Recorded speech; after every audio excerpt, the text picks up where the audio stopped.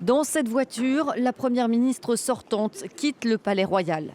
Sans majorité claire à l'issue des législatives, Mette Frederiksen est venue présenter la démission de son gouvernement au roi du Danemark ce mercredi.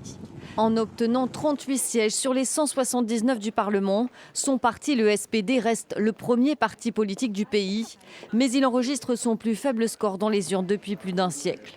Un revers pour celle qui conduisait depuis 2022 une inédite coalition gauche-droite. Les Danois se sont exprimés. Ils nous ont laissé un terrain qui, pour employer un euphémisme, rend la formation d'un gouvernement quelque peu délicate. Mais il faut former un gouvernement.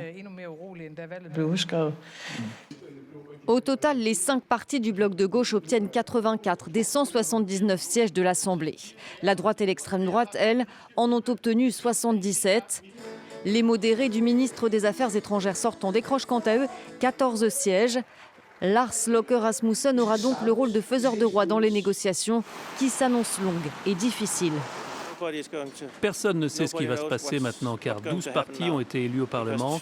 Il est donc très difficile de former un gouvernement. Je pense que le scénario le plus probable est que Mette Frederiksen reste Première ministre. Mais cela reste incertain dans la mesure où Lars Løkke Rasmussen tentera lui aussi de briguer ce poste. Pour les Danois, c'est une nouvelle période d'incertitude qui s'ouvre dans un paysage politique éclaté. En 2022, les négociations avaient duré 6 semaines avant d'aboutir à une coalition.